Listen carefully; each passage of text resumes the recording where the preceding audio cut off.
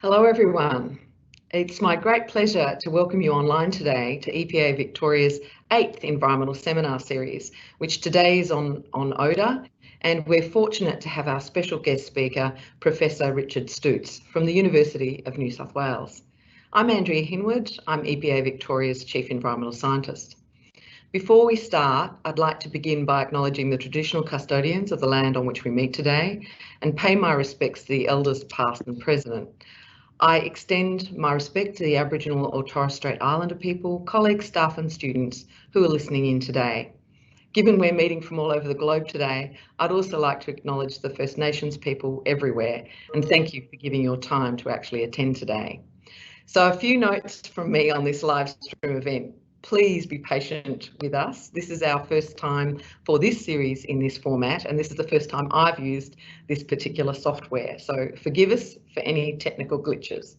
So the structure of today's event will feature an introduction by me, a presentation by Professor Stuetz, and we've got time for Q&A, which we'll use using a chat function.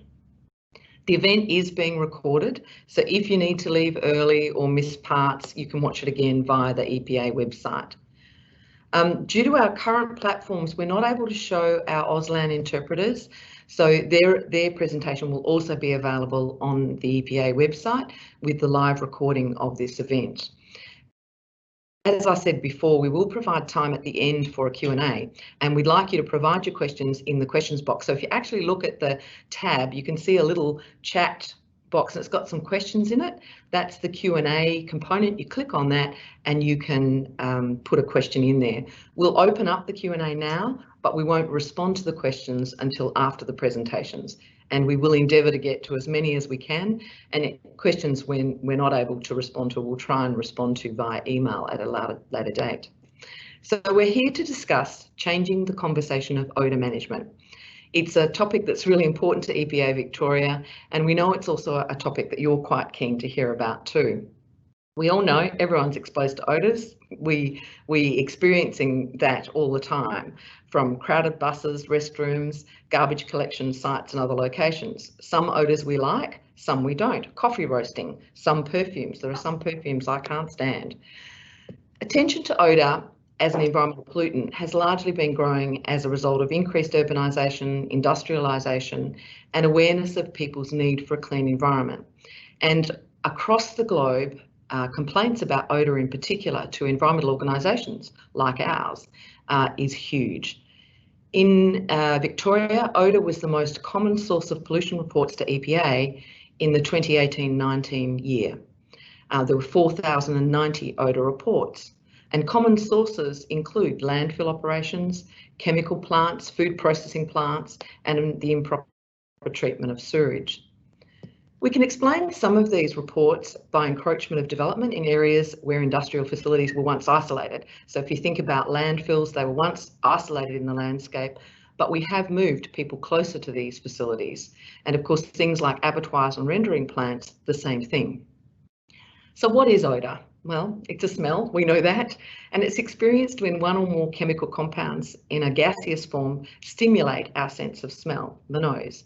And odorants have been defined as substances which stimulate the human olfactory system so that the odour is perceived by us. Odours are commonly called scents. They can be pleasant, as I said before, some can be unpleasant, a stink or a stench.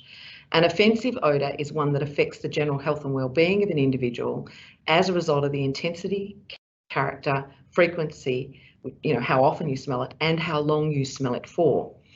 And I think the main thing about odour that is interesting from a scientific point, but also very difficult from a regulatory standpoint, is that individuals are different in the way they experience odour. So what will affect me won't be the same as for someone else. The other problem that we have with odour is that often the sources are intermittent, and you might smell an odour, but by the time someone comes out to look at it, you can't smell it anymore. Odour is a problem because it is associated with documented health effects, including eye, nose, throat irritation, headache, nausea, diarrhoea, chest tightness, and there are a range of other health effects that have been described in the literature. Studies of residents living in the vicinity of animal production facilities have found that increased frequency of respiratory symptoms such as eye irritation, stress, headache and nausea as well as a change in mood, are often associated with detection of odour. One of the other interesting facets of odour, which is why we're talking about it today, is often they will affect us at levels below where we see toxic effects. So you might be able to smell an odour way before we actually see any toxic effect. There's research from the Manel Centre that reveals that believing an odour is potentially harmful can actually increase physical symptoms in asthmatics for at least 24 hours following detection of the odour. So odour is a fascinating pollutant, and it can be contentious and difficult to manage.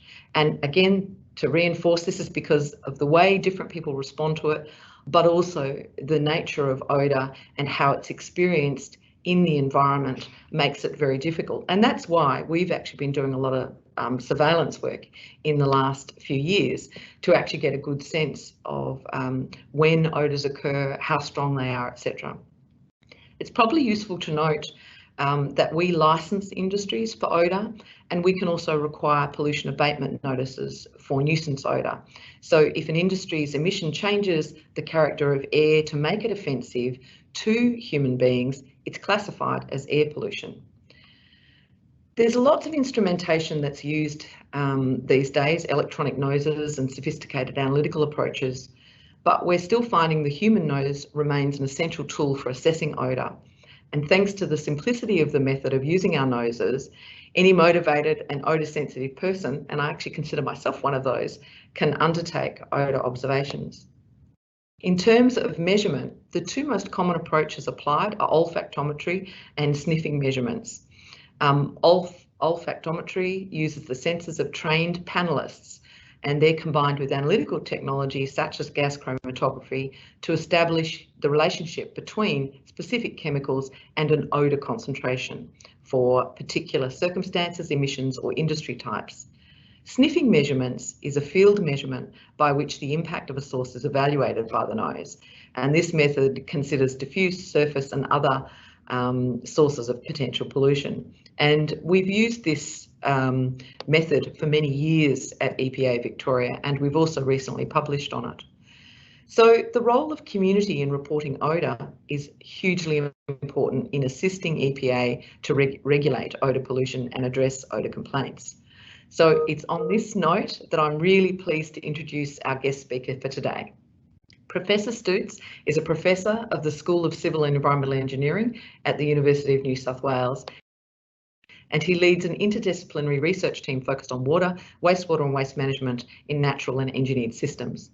He has over 25 years experience in the characterisation and fate of contaminants in aquatic and atmospheric environments, and his research interests are specific in the measurement and abatement of odorous compounds. And of course, it's all very well to measure these things, but what do you do to manage them? And he's been working on management approaches and understanding communities' perception and engagement. He's published over 300 journal and conference papers, including 2 books, and he's also got funded research in Australia and Europe as a lead investigator. He's supervised many PhD students to completion, and I'm sure you'll join me in virtually welcoming Richard today. Richard, welcome, and I'll sign off and let you take it away. Okay, thank you, Andrea. Thank you, EPA, for this opportunity to talk this afternoon virtually on this topic that we've been doing quite a bit of work on over the last few years. We can move on to the next slide, please. Okay, so the topic, as Andrea said, we'll be looking at how we think about changing the conversation around odour management. And there's quite unique in terms of the word. We're familiar with the area of odour management. What is the conversation? Andrew was alluding to that in terms of how do we communicate between industry and the community, and how do we change the perspective of looking at it as a complaint, more to be thinking about it as the community being observers and providing valued information back so that we can, as a team, manage these two things. Can we move to the next slide? Okay, our research group is focused on a number of areas. My interest in research is looking at the fate of contaminants. This can either be in the liquid or the gas phase, and that's quite important. And some of the areas that we are doing work in our particular lab here, and you can see some of the analytical equipment on the right-hand side, looking at how we determine some of the key compounds. The areas of research focus from looking at emissions or what we see in drinking water and taste and odour compounds. We're also doing work in medical applications where we're looking at breath analysis, where we could be analysing, or in some cases looking at specific diseases like Parkinson's, or you've got diabetes, which we know the breath produces distinct odorants or smells, if you want of it, that people can be associated with when these conditions change. Also looking at agriculture, we've looked at a lot of work over the last 15 years at composting, feedlots, other intensive farming applications, and I'll look at some of those as we go through today's talk. Again, material emissions in your household.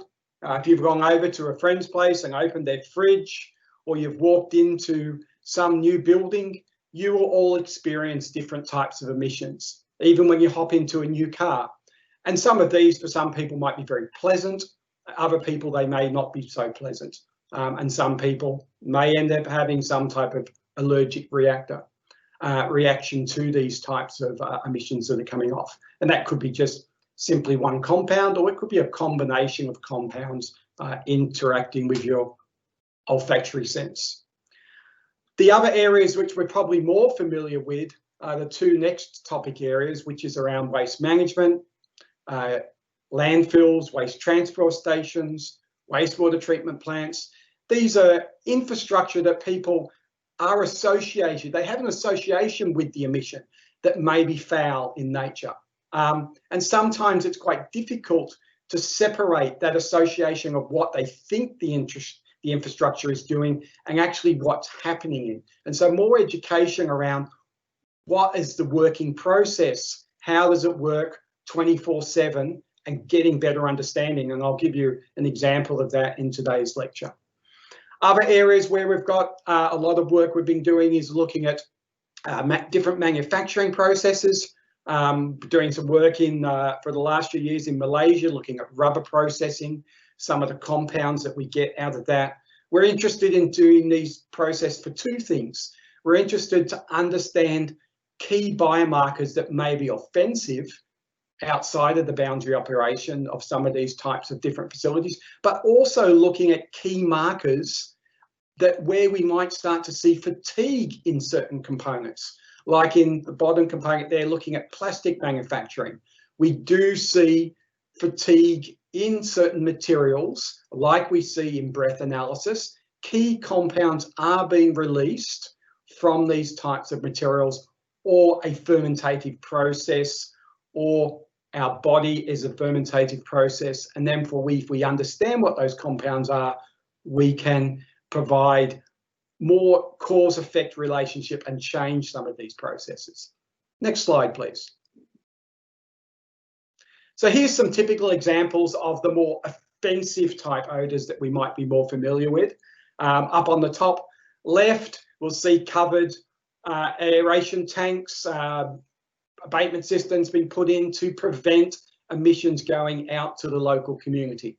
We're seeing on the top right, we're seeing a typical intensive farming operation between chickens on litter. We're seeing them on the drinker lines, the interactions between what the chickens are doing and the litter that's used. And there's some other examples there where we're looking at composting storage areas, pigs in the bottom right-hand corner, a very inefficient opened screening dump at a treatment plant, and then lagoon structures that we might see at some of our intensive farming operations. These will all produce certain types of emissions, and how we understand and manage them is quite challenging, because there's lots of climatic and other processes that are happening, as well as the production processing itself. Next slide. Here's an example. So it's a little bit of a dynamic. So one of the points that Andrea pointed out, that people that I see in my working life, particularly where we're looking at complaints between communities and industry is the appropriateness of when we go and sample. We can sample, as we can see here, over time. The emissions are changing, and that diagram is showing you that the emissions are going out at certain times of the day and impacting the communities. So these, we can see at this particular cycle that there is 2 impact zones. One that's in the morning around 9, 10 a.m. and one that's in the evening around, and that's due to the dynamics of the wastewater coming into the plant, and we need to manage and understand those 2 particular type of processes.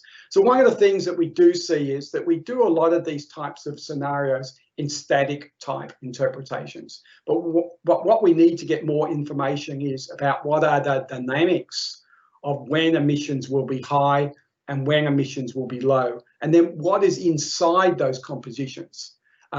Because just because we might have a large emission coming off earlier in the morning, is that emission going to be offensive? And there's lots of other factors, including the climate and other facilities that may be around some of these operations that also need to be looked at in terms of the whole picture. Next slide. So here's a traditional way of how we've looking at emissions and emission impacts. And what we see here, we can do different types of modelling. Here we're just using a very simple, we're taking some measurements that are highlighted in the green at the bottom. So we measure something, we analyse it, we can work out what an area source is, we can work out what the flux is coming from that. We build in meteorological data, we build in the topography that's around there, and we can produce dispersion models, most likely based on some Gaussian type behaviour, and we can incorporate what the atmosphere is doing. And that's the traditional way of how we look at mapping out the footprint that we might be seeing from a particular facility or group of facilities, and then trying to explain that. And so it's very difficult in many cases. The scientific industry understand that, the regulatory industry understand these types of things, but actually talking with the communities around certain facilities, it can be sometimes challenging because of the mathematics and the statistics explaining to people of the probability of them being impacted. So move on to the next slide. So that's been the conventional way of how we've approached things. This slide here is quite an interesting bit of information. It's actually some national information on complaints from Japan. And you can see it goes from the 70s up to the early 2000s. We can see a bit of behaviour there. One of the unique things about this collection of data is that in Japan, they use a triangular method of olfactometry to determine that for the whole country. Even so, there is different regions, and the regions are responsible for collecting it. But what they're able to do is nationally pull all the information together. It's one of the things we're not able to do in Australia in a sense. We're very state dominated in terms of information out there. But you can see there's a bit of a trend that's been happening. In the 70s, we see integrated pollution control being applied in many aspects around pollution and air pollution and emissions from these. It was applied in these areas where we started to put abatement systems on. And we can see a trend going downwards in terms of the number of offensives of odorous substances that are being reported.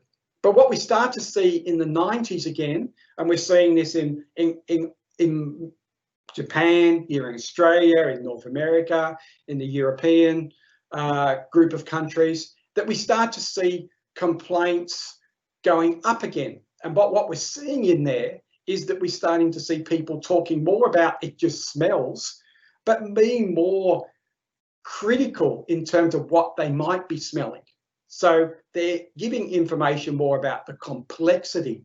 It smells like this. It smells like a swimming pool. It smells musty, or it smells offensive, or it smells something that they're familiar with.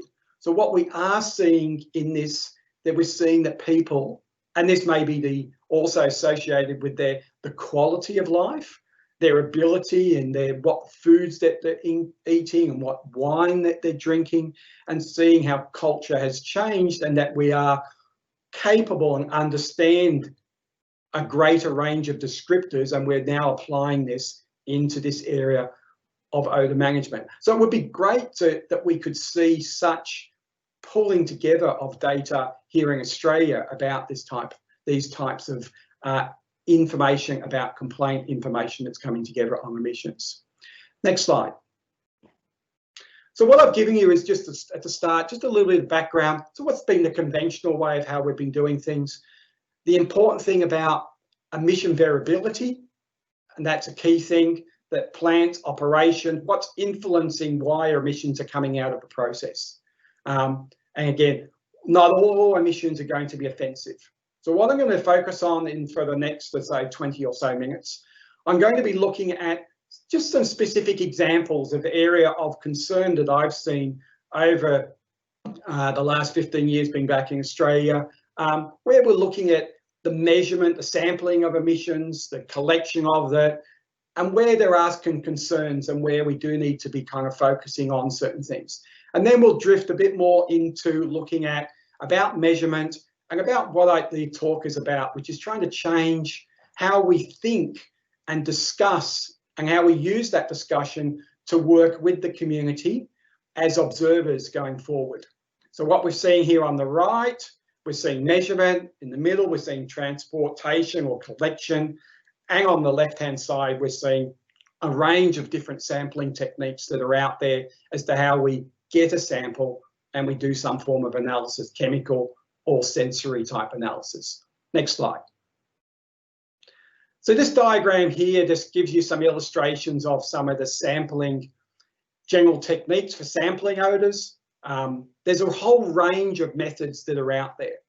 There's a whole range of analytical techniques to how we measure. There's a whole range of different sampling bags or sampling tubes or canisters that we're using out there. So that there is, and that's one of the challenges. What we end up seeing is we see a lot of information being gathered from different, even from one site or from different sources. And what we don't see is consistency in how these analytical techniques are used and then applied. And what we end up sometimes with is numbers with no real understanding of how they've been collected from the field, what methods have been used to analyse them, and then how we might be starting to use some of those particular examples. And so what I'm going to be talking about, giving you a couple of examples in here where we see variability and concern, and people are kind of thinking more about the big picture and not really looking at why don't we just standardize on certain techniques where we do understand the errors that are associated with these methods. There's always going to be variability that we see when we apply one method and then we're applying another method. But what we end up with is two sets of numbers, and we're not quite sure what they really mean or where they've been, how they've been generated. So let's move to the next slide.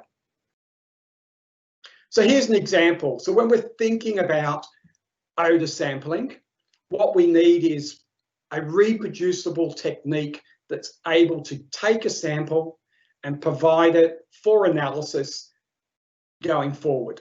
And the pictures here give you some illustrations of this, where we might be seeing in the centre a whole bank of sorbent tubes being collected to look for a whole range of different chemical odorants that are out there. And what we need to remember is there is not one universal technique for collecting all the different compounds that we're looking at. We need different techniques when we're looking for certain volatile compounds or odorous compounds, and other techniques for looking at other types of odorous compounds, mainly because of the stability of those compounds in the environment. The picture on the right gives you an example where we've got a point source, very easy to sample, pressurized. We can take a bag sample of that. We can take a sorbent tube sample. We can fill the canister.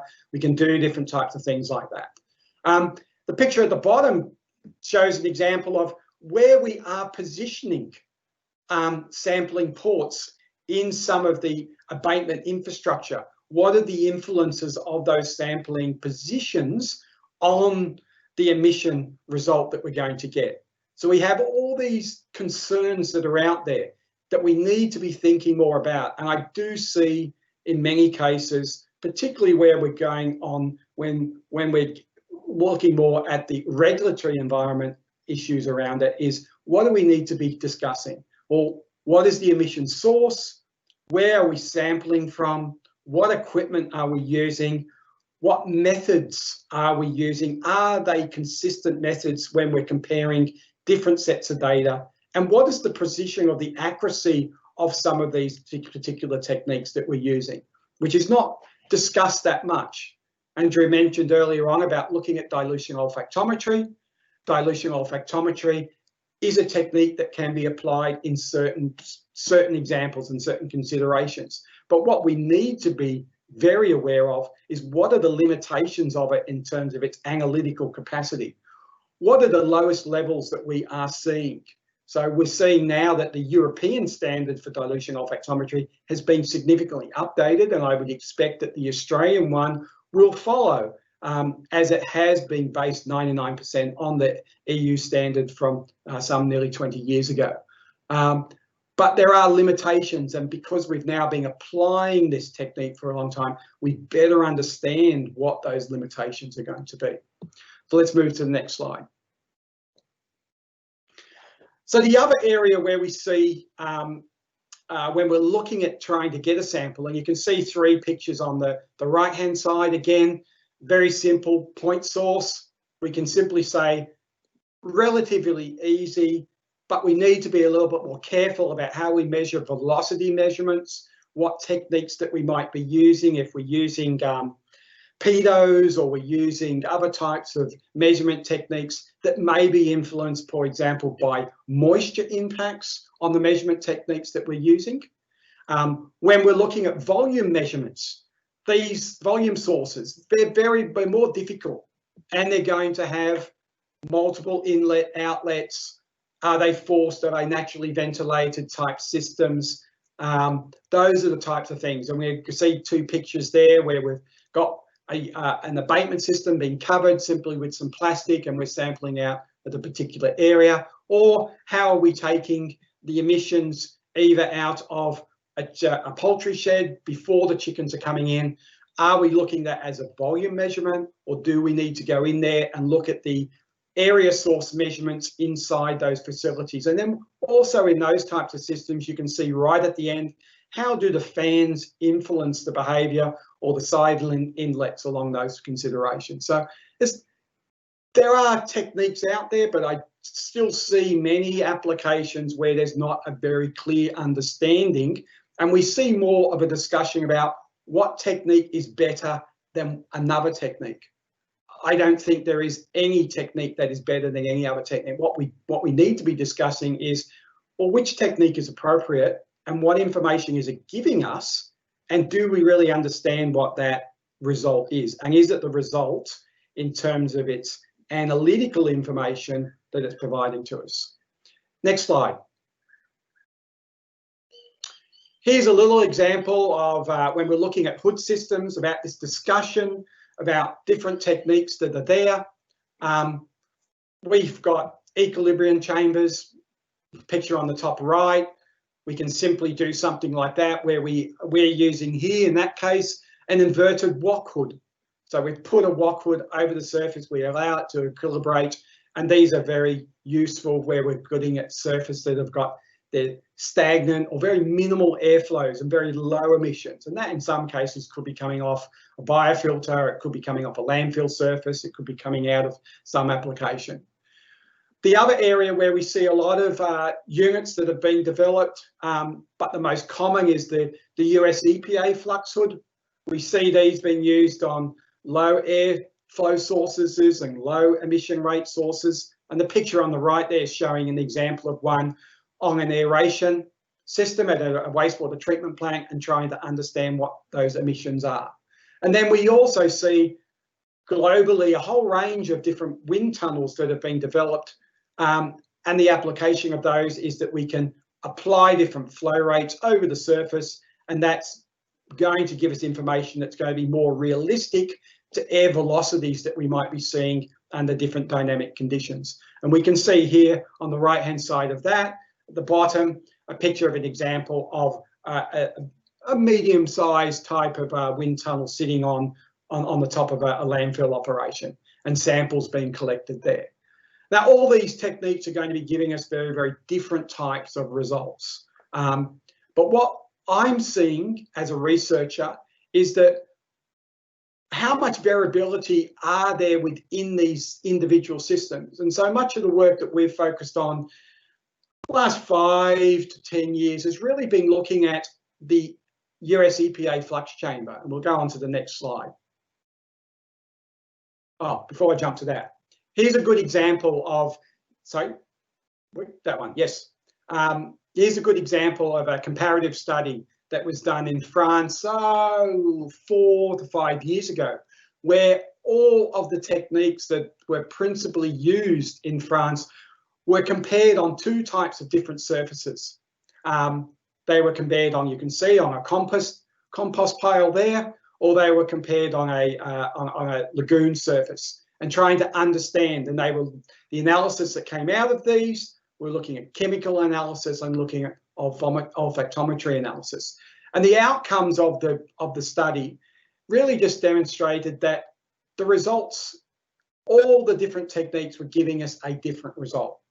And that what they were trying to do is actually come up with, is there any factors that we might be able to use to compare one system to another? Because everybody had their particular system that they felt was an improvement from another system.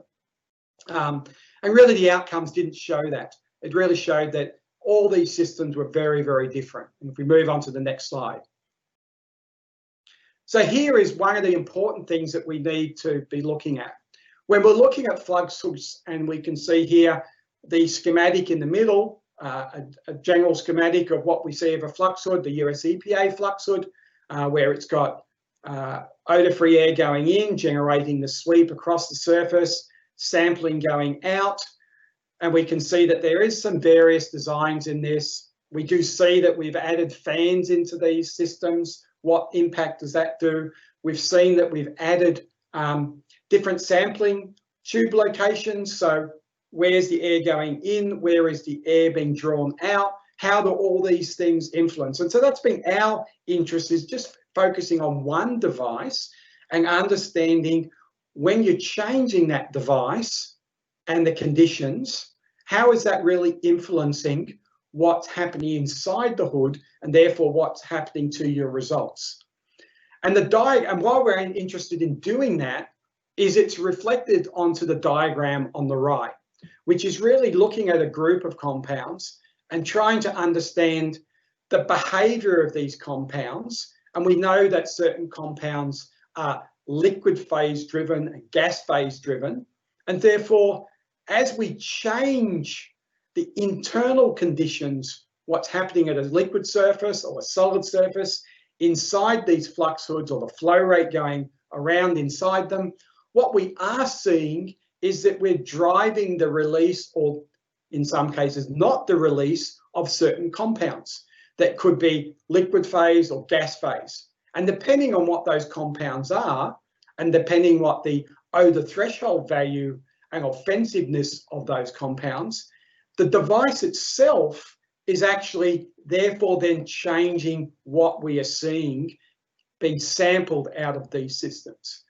So the point I'm trying to make here is that it's not so much the device that we're using, it's the consistency of using a device that may not be the ultimate device, but it is a device that allows us to compare, understand the conditions, what is happening on an emission surface along those. And so what we're seeing in the bottom right-hand corner there is understanding the behavior between the liquid to the liquid film, to the gas film, to the vapor phase. And as we change those particular behaviors and we've been doing a number of years of research just looking at some of those particular changes and how much it's influencing the sampling system, but also the emission models that are used, and what are the equations and the assumptions that have been set up in some of those emission models. And we're finding out that what we are seeing, particularly on the emission models, is that somebody has taken some empirical behaviour from one source, and over a 20-year period, maybe even longer, the emission model itself has been taken completely out of context. So they're using an equation that might have been, or in our case, we know, it has been developed looking at waves being formed in the ocean for CO2 measurements, and it's been dragged all the way into crescent type emission models, and therefore we're really stretching what the original equation was set up for. And we do see a lot of that people are forgetting about where equations and processes, what was the origin. And one of the things that I particularly get frustrated with is when we see data being presented, when you ask about, or what sampling hood was using, or what were the conditions, or what techniques were, this type of stamping of information with the emission data is not very clear. You see a report, you see information, and what does it really mean when you don't understand how it was collected? Because the variables that we'll see in the sampling, the hood, and then the analytical methods that we've then determined the measurements can significantly vary the results that we're looking at. Next slide. So here's just a couple of examples. If we're just looking at the US EPA Flux hood, and we can see here, we can see what's the influence of inlet holes on emission mixing. Won't go into a lot of detail here, but you can see the mixing patterns on the left hand, the pattern of flow and the mixing behaviour on the right. And you can see just by the CFD modelling here, it's producing very different colour mixing conditions when we've gone from 4, 6 to 8 holes. And therefore, what's that mixing behaviour doing to what's happening on the surface of the liquid that we're trying to sample? Is that changing the conditions and driving different behaviour between the liquid phase to the gas phase? Next slide. Here's another example here where we've taken the same system and we've introduced a fan into, like we have here in the Australian standard here, fans being introduced into the flux hood system. And what we've been trying to do both experimentally and using modelling, CFD modelling, is understanding the behaviour of what's actually inside the hood. And we can see here, there's 4 different scenarios that we've looked at in terms of the speed of the fan, the direction of the fan, and how much that is influencing what's again. And what the important thing that we're trying to understand is what's changing at that liquid phase surface. And is those different conditions influencing what's changing between the liquid phase to the gas phase? Let's go to the next slide.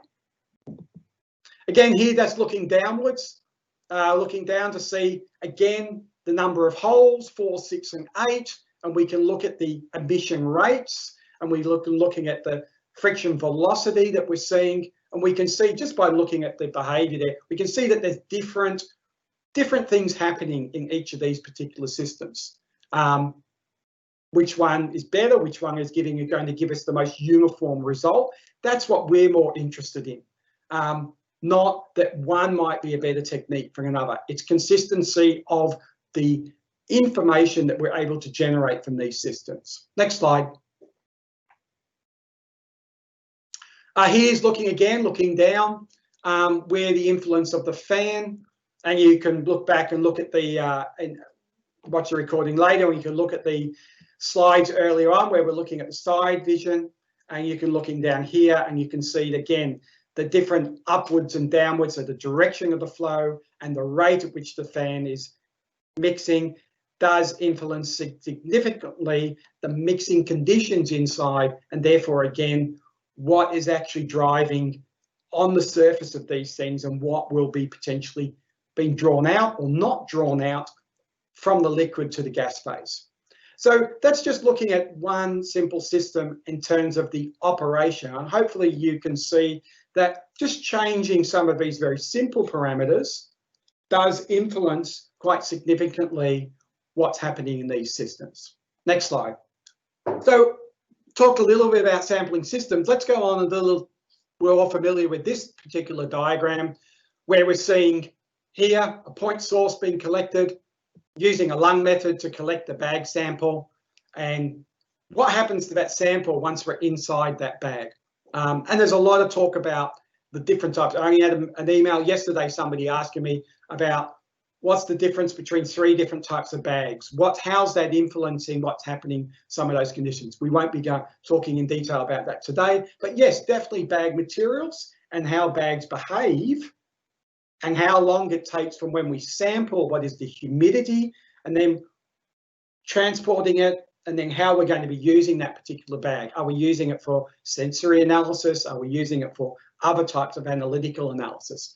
So all of us should be familiar with this particular this way of collecting samples. Next slide. What I'm more interested in here is how we're using, what are the artifacts, and we're just using one example here. What artifacts are we seeing in the bags that then potentially may be influencing what we might be measuring?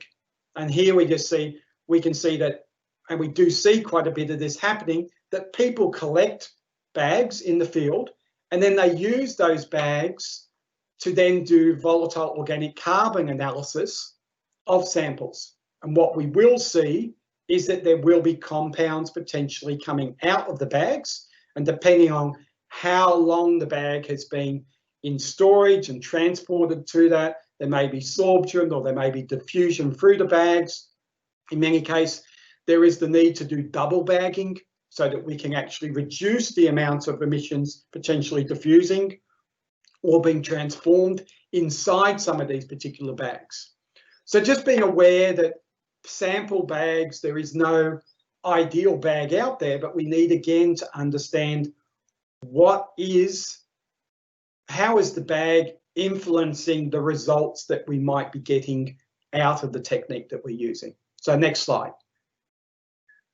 This slide's a little bit more interesting in terms of, we're looking here at some sulfur compounds, some reduced sulfur compounds, or what I put there, volatile organic sulfur compounds, or reduced sulfur compounds is another acronym that we use here. But what we can see here is some studies where we've been looking, and if you can see in the small box, we've been looking at Tedlar, we're looking at Neurethane, we're looking at Malar here, we're looking at duplicate samples of these particular systems, and we're looking at one particular sulfur compound, and we're measuring it as it breaks down inside the bag over 120 hours.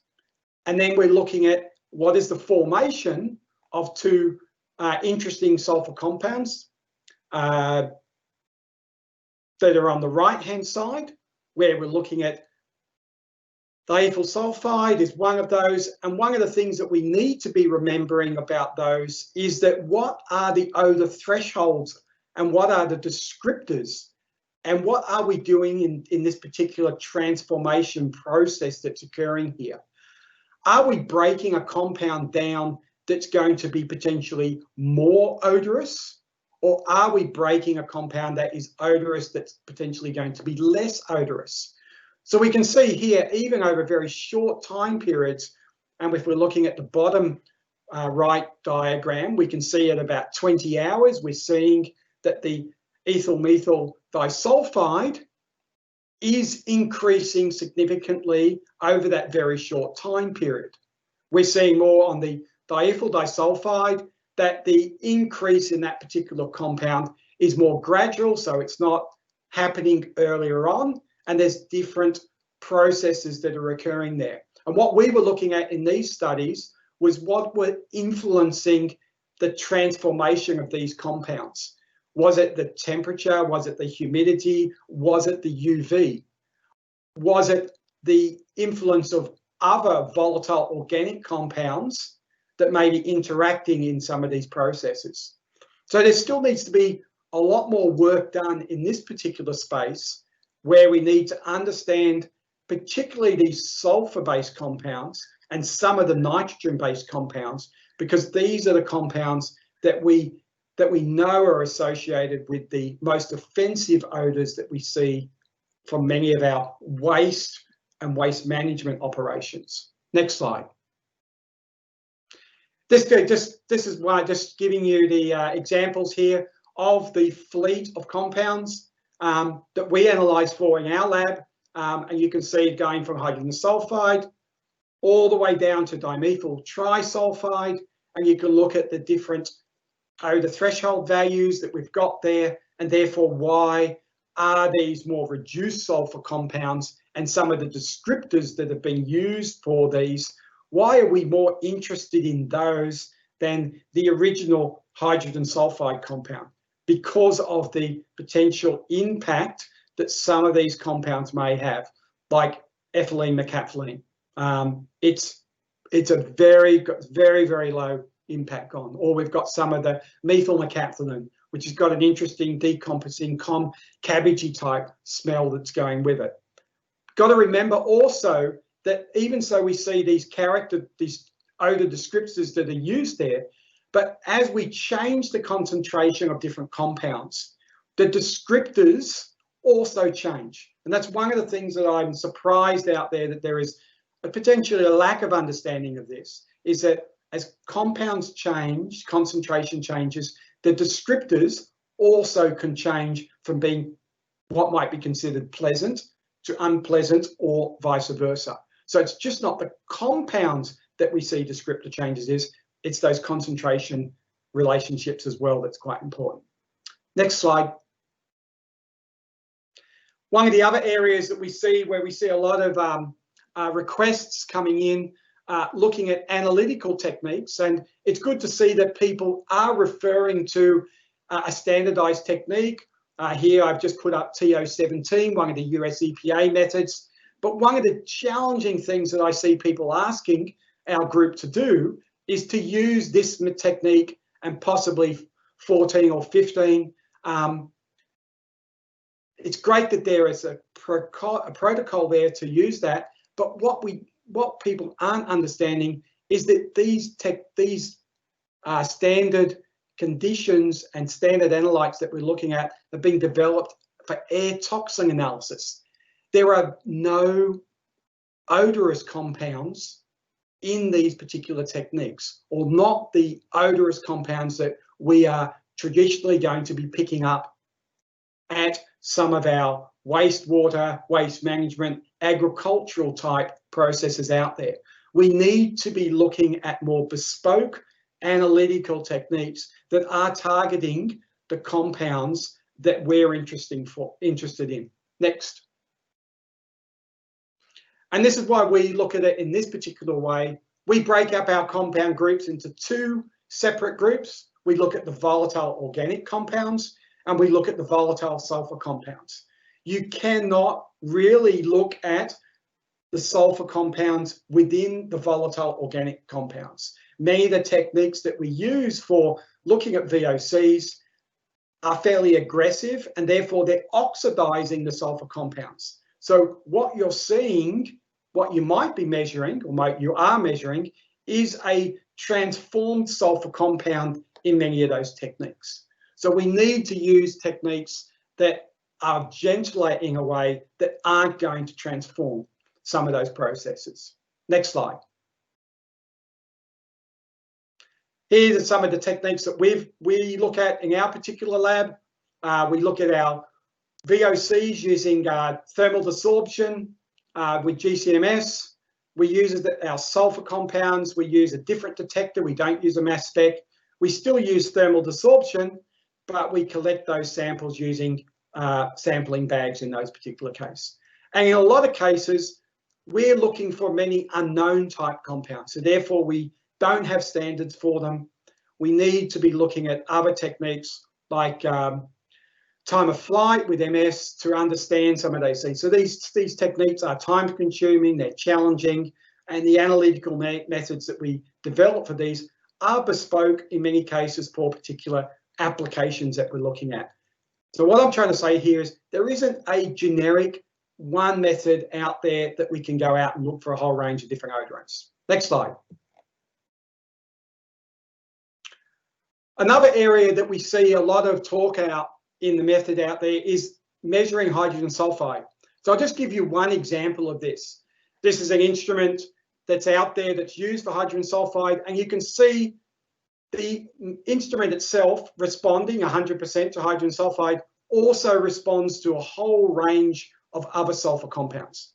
One of the challenging things over the last 20 years, for me, has been actually trying to get information from instrument manufacturers as to what are the interferences with many of the online type devices that people are using, either for H2S, VOC analysis, those types of components. There's very limited or pretty much no information out there on these interferences. Yes, you can get information on carbon dioxide, various other neutral gases, but not really on the interesting compounds that we're interested from an odour point of view. Next slide. So the technique that we've been employing for the last number of years here at UNSW, in collaboration with other groups around the world, is looking at chemical sensory analysis. Can you go to the next slide? Should be another one. Yep, thank you. We can see here where we're combining chemical analysis with sensory analysis. So you can see the picture on the right of an operator here smelling the compound that it's coming out, and you can see two chromatograms here being generated on the bottom left, the red and the blue being the mass spectrometry printout, and the red being the responses that this operator is indicating that there is odorous compounds. And you'll see on some of the spots, there's significant large red lines, but there's no blue lines there. So what this simply tells us is that just by looking at the abundance of the chemical nature using analytical techniques doesn't always tell us, and in most cases it doesn't tell us what the odorous compounds are, what the abundance is in terms of the odorous compounds. We typically will see small concentrations of compounds in terms of mass, giving significant olfactory impact on some of these cases. Next slide. And here's some examples of some of the descriptors out there that we might see, that we might be common in our households, in our daily life, where we're looking at fresh things, we're looking at kerosene, we're looking at solvents, we're looking at sulfur being a significant group, other types of food products, fish, musty, those types of compounds. So there's a whole range of descriptors that are only available to us. It's actually kind of making everybody understand which descriptors that are referring to what compounds, and that's challenging due to different cultures and different training and different techniques out there. So next slide.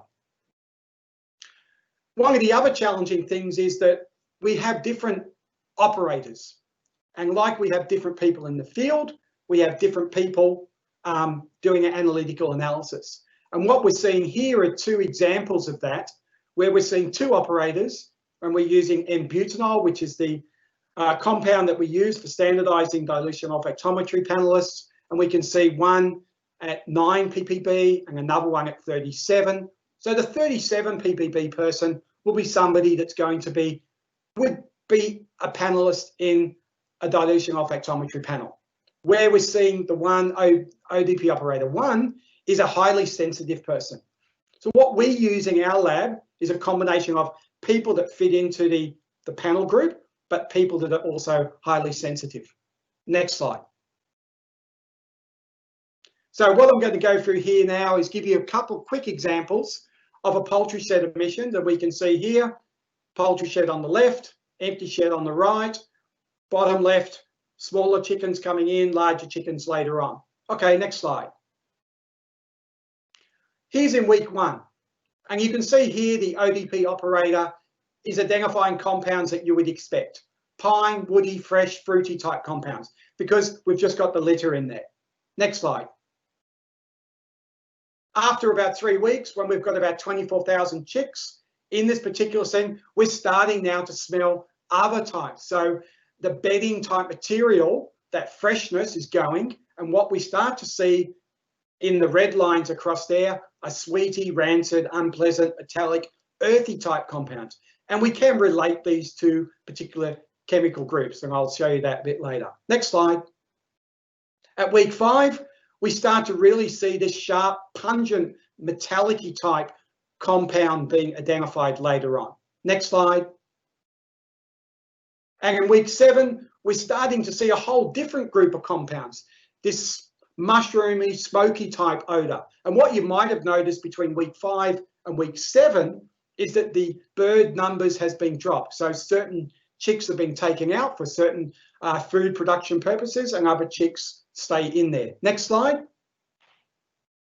And then what we see is this combination when we're getting very, very soiled litter remaining in the shed at week 9, when a large number of the chickens would have been removed for different applications. And 2 of the main groups of compounds that we end up with is this buttery type compound, and then we also end up with this faint metallic earthy, and this we identify as dimethyl trisulfide. Next slide. And then by no litter, we've got this combination of butty, meaty, earthy, mushroomy type compounds remaining in the shed where it's been cleaned out, and we're waiting for the next cycle round to come through. Next slide. Here we can see a summary of some of these, of the main compounds that we've seen, and on the bottom we can see there's a number of different sites, and the main take message here is that there are different sites, and each site is giving us different combinations of these key compounds that are coming through. Next slide, please.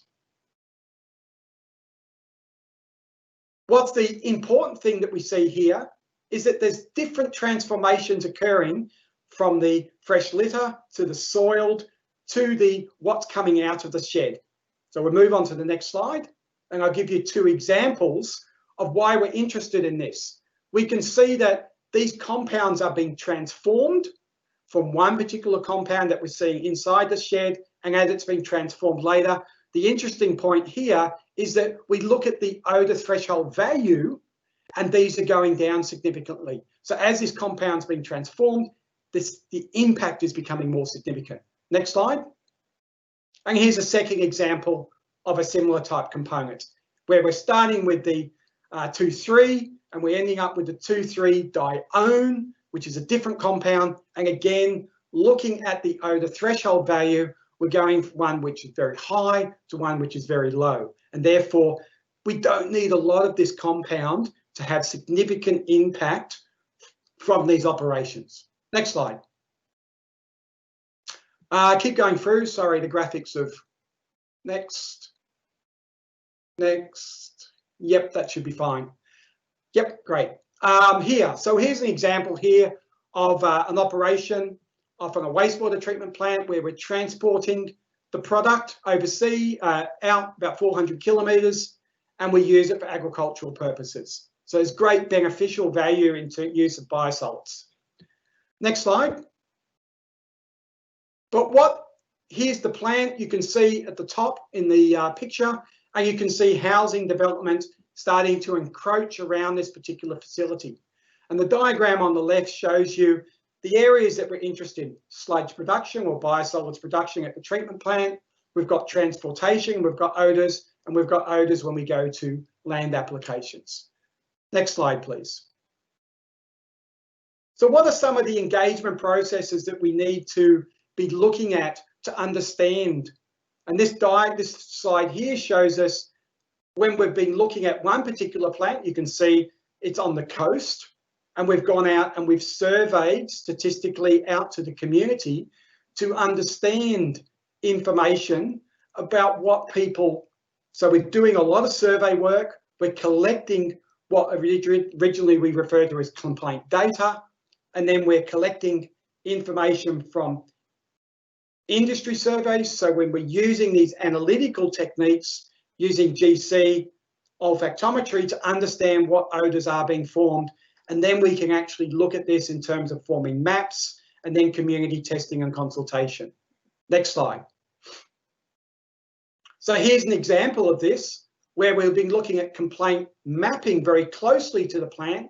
And in the diagram at the top, sorry, the ledger is very small, but the different colours represent different complaint levels. So the yellow one is the person that actually is very sensitive and is putting in the most comments about issues that they believe are coming from the wastewater treatment plant. And so we don't see that, or I don't see that person as somebody who's complaining. I see that person as a fantastic free observer. What we need to do is work with those individuals and then bring them online and get them to understand the processes that are occurring in these systems. And we can see this by once we get that information, the plant can deal directly with the community. We can centralize information, and we can build that in and understand what's happening with the plant operational information in terms of SCADA operation, and then find out where processes are occurring. But these processes are very static, and therefore it's not dynamic. So how do we change this process? Let's move on to the next slide. What we did for 8 plants in New South Wales, we looked at a whole range of different odorants that were coming out of these particular plants using the olfactory GCMS, and we've come up with what we call these odour profiles. Next slide. And what we generate from these systems are what we call odour wheels that have come out of the food industry. They're not new types of things. You can do a Google search and you'll find all sorts of wheels for different applications. But this one's been specifically developed for biosolids production from wastewater. And we can see on the outside are the key compounds that we've identified. And then in some cases on the inner circle, we've got descriptors, and then we've grouped those descriptors into these larger generic groups. Go to the next slide, please. One of the things we need to be aware of is that this technique is not perfect like any other technique. And where we can see here in yellow, the average sensor response, so that's somebody like that person who's in the butanol range. And then we might have another person who has a higher response to particular compounds. And you can see between the blue and the red, there's different profiles as to what people are picking up and what they're not picking up. And that's very important to understand those and statistically be using enough people so that it's got some meaning. Next slide. All right, so once we've got these wheels and very detailed information, they're not going to be that useful for when we're looking at trying to understand and communicate. So we need to develop a tool which is going to be more friendly so that we can work with the community. And so what we're able to do is transform this more complex wheel on the left into this wheel on the right, where we can go out and we can use samples and we can work with community groups. Go to the next slide. There's other ways of how we can do this. Inside the plant, we can actually develop more specific odour wheels for each unit operation.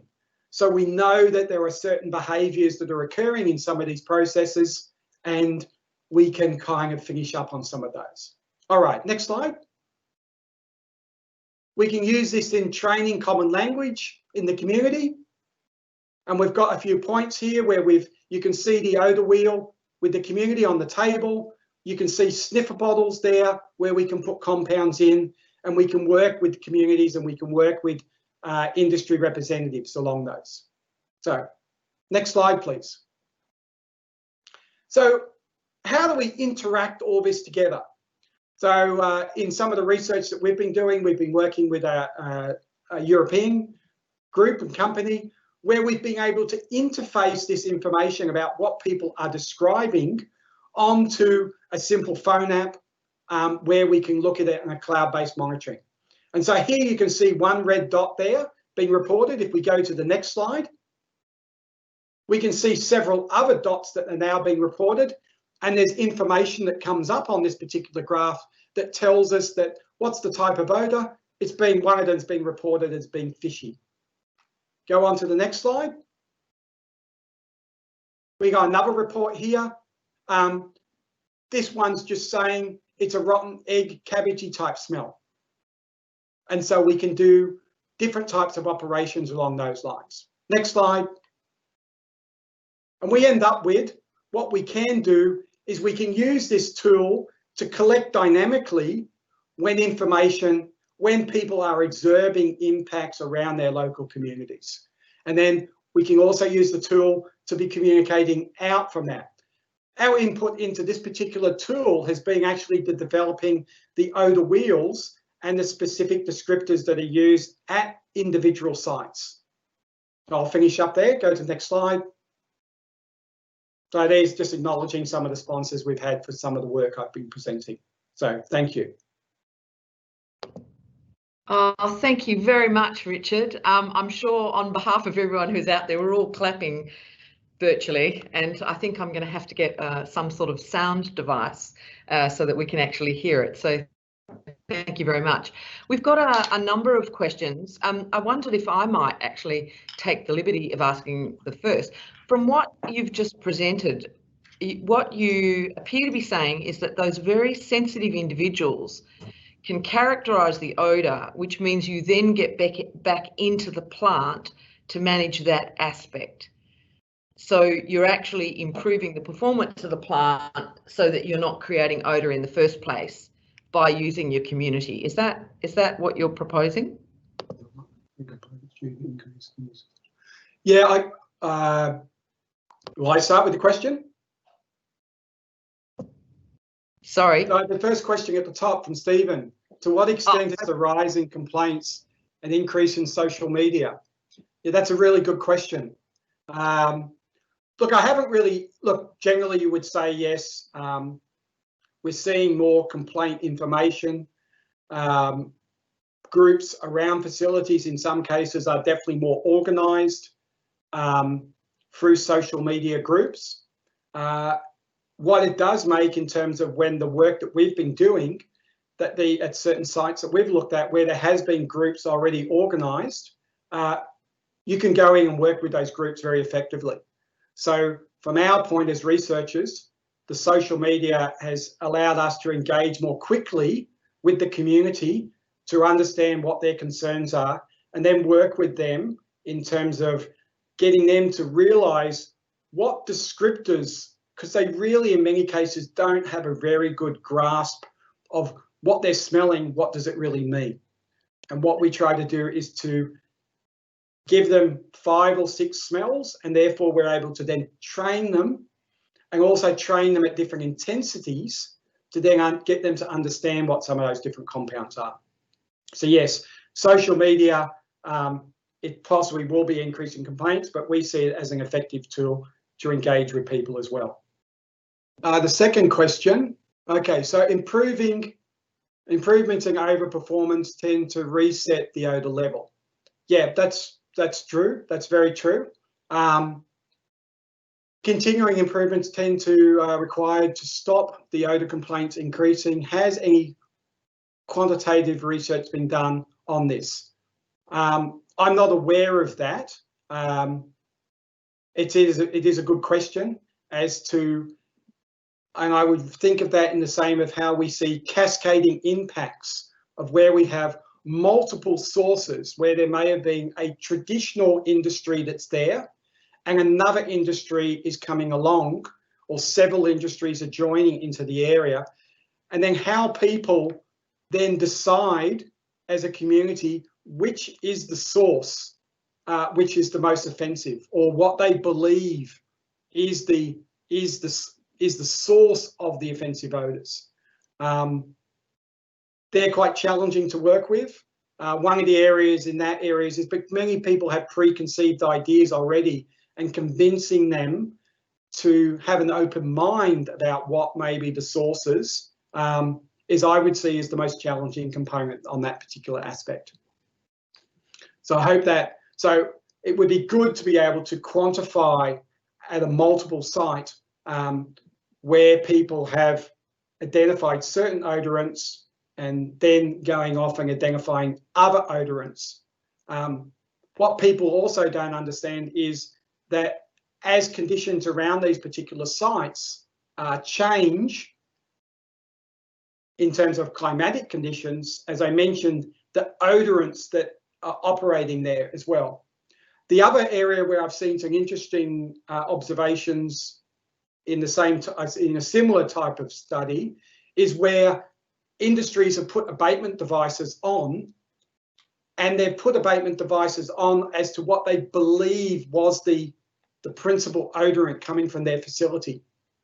For example, hydrogen sulfide might be an example of that. However, other compounds are still coming out through some of the abatement systems, and because of their very low threshold, they're now impacting some of the communities around them. And the communities were probably picking up that original odour, but the brief to put the abatement system on has been very driven by really what technology can treat. And so what we don't have a lot of information on is actually the ability of abatement systems to treat a full range of different compounds, particularly many of these odorous reduced sulfur compounds and nitrogen-based compounds, and some of the VOCs. I missed the first 10 minutes due to, okay, yep, okay. I would like to know if woody smoke, serious, look, good, it is a good question, and a question that's, we've had a lot of inquiries about over this summer here in Sydney. Look, we've not done any work in this particular area. I know there's a lot of published work on wood exposure onto fruit products, fruit, wines, grapes, those types of things, but we've not in our research looked at those particular areas. Where there has been a lot of wood smoke and other wood burning type things, there's a lot of published work on the particle sizes that are coming out of those particular things, and therefore particle impact, I think, would it would be a combination of both the particle and potentially the compounds that might be produced in those emissions. But again, when you say smoke, fires as they burn through different types of wood products, their odours, like many other fermentation processes, possibly could be different in composition and therefore have different impacts on different people. Down on to Carl's question. Why don't odour producing industries have a general obligation not to produce odours at all? If they can't stop odours, why does the EPA? Oh, look, that's maybe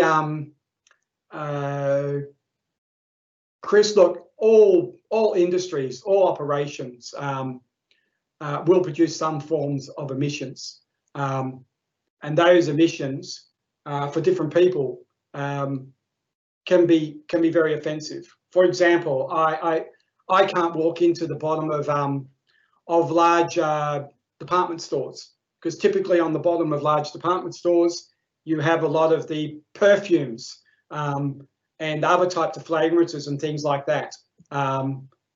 So those, I find, those types of shopping operations I find highly offensive, and they actually, because of the pine needles that you're seeing, a lot of those types of fragrances, they actually stimulate my asthma quite quickly. So it's a balance. It's a balance between, you know, what proportion of society is being impacted, I suppose, and coming to some medium to a certain extent in some of these processes. Maybe EPA, somebody from EPA might want to comment additionally on that. Thanks. I was just going to say that it's a really good question in terms of why doesn't EPA, you know, continue to give out licenses. That's because they take a risk-based approach, and in terms of what the impact is likely to be to the nearest sensitive receptor. I think what's really going to be very interesting on the 1st of July 2021 is that we will have the new general. I can't hear anything coming through. Okay, I don't know whether anyone else can. It's very difficult. Okay. Perhaps for Carl, okay, Chris Bitter can hear me, but I don't know whether anyone out elsewhere can. So I'll just finish and say the general environmental duty is coming in, and perhaps I can talk to Carl offline about what that will mean in terms of human health and well-being. Okay, Richard, do you want to take another question? So I'm answering the question is, can you advise whether only olfactometric studies are adequate to identify or verify an odour source? You need to be careful about the wording that you're using there. If you're referring to dilution olfactometry, then I would say, because sensory analysis is an olfactory method, I would say it's not adequate in many cases for verifying a source, because what you do need to be verifying sources is also looking at the descriptors that are associated with those particular components, and therefore you can go back. So it's a combination of using regulatory tools like using dilution olfactometry and modelling, and then also using other techniques like where you're using descriptors and communities and understanding the dynamics, the real dynamics of where the emission sources are coming from in a particular area. Okay, have we got any more questions coming through? Okay, so a person's asking a question about observing a trend in acceptance of sensory technology. A less people-intense process. Look, sensory systems are an area that we've done research on over time. One of the things I using either, as I put a picture up in the middle of the presentation, one of the concerns that I have with sensor technology is its inability to actually, what is it detecting? A lot of the sensor systems, either non-specific sensor arrays or what we sell as specific sensors, we do not have clear an understanding of what these sensors are picking up. And so it's depending on how you're wanting to use these sensor systems and how you validate them and calibrate them.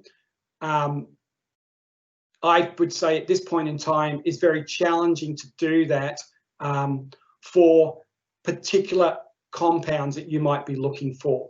And these are where I'm referring to compounds that are odorous in nature.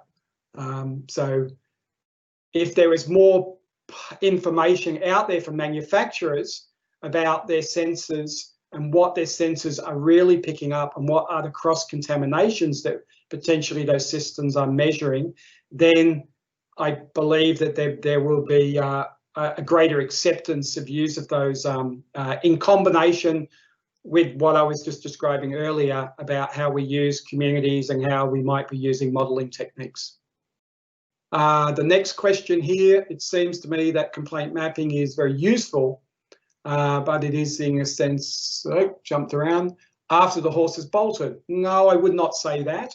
Can you share your thoughts on whether the plan is full? No, I would say in a process of where you've got certain industries around, certain communities, no, you would set up these systems of where you're looking at communities, and there are good examples of this in different parts of the world where certain regulatory environments have what they call standard assessors. In Japan, I've referred to Japan as one, where they have an individual that goes out into the community and will be recording smells on a regular basis at a particular point in time. So no, I wouldn't say that these are things that once the horse has bolted. Yes, once a new industry is going in and something's happened, you can then work with the community and you can manage and you can come up with strategies either for managing. Once you know what the source is, then you can look at managing to how you prevent that emission being emitted from that particular site. Okay, hello. We just had a glitch in our system, so I don't know whether everyone's still with us. Richard? I'm still here. Okay, you're still here, so maybe finish that response. Let's do one more question and then we'll finish up, and we'll certainly try and respond to lots of the other questions after. Thank you. Okay, so we've got two here. Oh, one's gone. What we can do to protect the existing industry from encroachment? Oh, that's probably that's a great question, and I believe that look, we do need to have areas that are set aside around certain industries, so that we do not see excess communities. There might be other industries encroaching on some of these facilities. I gave you a picture today in the presentation of a site that we were working at, which has got communities coming close to on one side of it. Actually working with that community they initially thought that many of the emissions were coming out of the wastewater treatment plant. It also happens that there's a mangrove swamp on the other side of the wastewater treatment plant. And at certain times of the year, in the summertime, unfortunately, there's sulfur emissions that come out of that particular natural process, overwhelm any emissions that are coming out of that. So it took a long while to work with the community to get them to understand what those things are. So, and my experience is where you've got very proactive industries which are out there working with their community, explaining what their industries are about, that is a breaking point. It's not new technology, it's not new sensor systems, it's really just basic, simple communicating with the industry, the communities or other industries that may be around you. Great questions, everyone. I think we've got something like 53 questions that were actually asked, and we've got lots of really interesting questions about the future of regulation of odour, what it means from a regulatory standpoint with the new general environmental duty, how we actually take into account human health and amenity impacts. I would have liked to have asked a lot more about odour epidemiology and how we actually use that science to help inform our decisions on land use planning. But on that note, I would like us all to thank Richard Stuetz very, very much for today, for spending time with us. I don't know whether you can hear me, Richard. You're smiling at me. So I'm assuming so. And I'm sure everyone else has found that valuable. I'm wondering, with so many questions, if what we need to do is run another session, and perhaps we'll just do a much more Q&A type event, which might be a bit of fun and get into some of the detail of this really fascinating area of odour, management of odour, etc. So everyone, thank you very much for participating, and I look forward to seeing you next time. We'll run another of these in a few months, and stay well, and thanks for your engagement.